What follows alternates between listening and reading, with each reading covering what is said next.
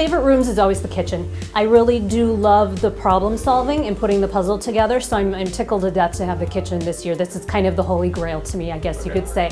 It's been very near and dear to them. It is their hub of family. A couple of things that Jane kept saying was, I want to see myself having Sunday morning coffee here, and so it needed to be peaceful and very functional, but at the same time the rest of the house has a very high glamour quotient, and so it needed to dovetail with that.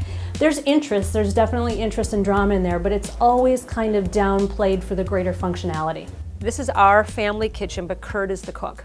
So we got to think about how he wants to move around in this space. It can't be too delicate, it can't be too frilly, because he's the one who's really, he's the one who does the cooking. I set the table and do the dishes. Those go on the tall cabinet over there, and we've got 4 different kinds. The tall cabinet gets this pull, there's knobs for over there, there's another bin pull, and then another piece. Actually, there's 5 pieces of hardware for in here.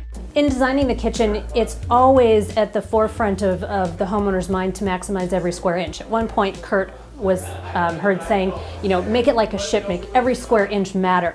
And that is, we really do want to eke out every bit of storage we can find, every place that we can do something interesting, and make it function like a well-oiled machine. And then always too, the gender, making it for he and for she, and how do they both feel at home in that kitchen, and what are kind of the things that, you know, feel a little more cool and industrial for Kurt and a little more glamour and beautiful for Jane. So how do you meld those two and yet make the room not feel, you know, like 2 separate pieces, you know, kind of got put into a blender per se. I thought that I was going to have a creamy white kitchen, and now I have a black and white kitchen. We took one wall of cabinetry that is more of a china cabinet, and we lacquered it a semi-gloss black in order to give it a little more oomph. Think of it as kind of the Coco Chanel little black dress. It's a little formal, but yet it's not speaking too loudly and taking the stage.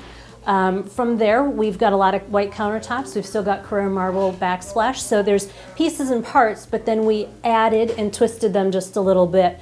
The range hood ended up, when they went to find one, kind of dovetailed with the black cabinet, and so that again became kind of a shift from what she had originally seen. That was something that Kimberly Herrick had to kind of lead me to a little bit. I love black, and so it wasn't a hard sell, but I like it. I like that it's unexpected.